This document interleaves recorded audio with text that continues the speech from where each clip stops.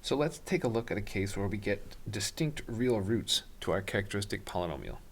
So for y double prime plus 5y prime plus 6y equals 0, so we have constant coefficient homogeneous equation, we look for solutions y equals e to the rx, and when we substitute this in, then we end up with a characteristic polynomial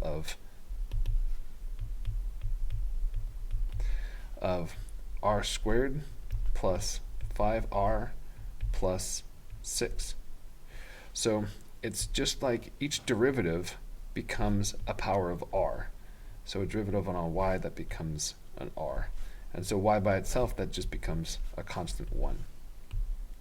Okay, and so this polynomial factors into r plus 3, r plus 2.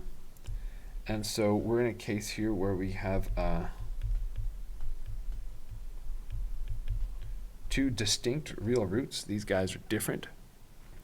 And so then that means that we're going to have a set of two linearly independent functions given by e to the minus 2x and e to the minus 3x. And I just realized I wrote them here without negative signs, and I need to correct that. So that's better. Okay, so we have any constant times e to the minus 2x and any constant times e to the minus 3x. Oh, and now I just realized that with the negative sign there, my inequality is backwards. There we go. Okay, so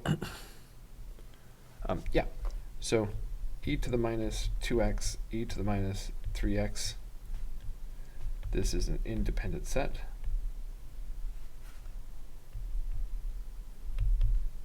And so we'll be able to solve for any initial conditions that might be given. So suppose this was a homogeneous equation from the get-go, and we don't have to find a particular solution. And maybe there were some initial conditions given, like y of 0 equals 1 and y prime of 0 equals minus 1.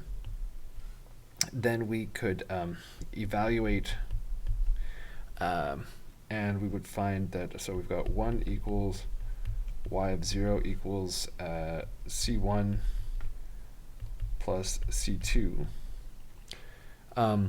And from the differentiated form, we would have had, let's see, so y prime would be minus 2c1 e to the minus 2x minus 3c2 e to the minus 3x.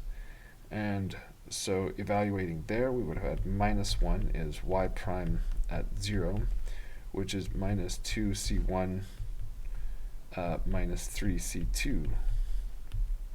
And so that's actually a 2 by 2 system for c1 and c2 with coefficient matrix 1, 1, minus 2, minus 3. And the vector we're trying to match is 1, minus 1. And so I can row reduce that guy, and that becomes 1, 0, 0, 1, 2, minus 1. And so I have c1 is 2, and c2 is minus 1. And that gives me my solution of 2e to the minus 2x minus e to the negative 3x.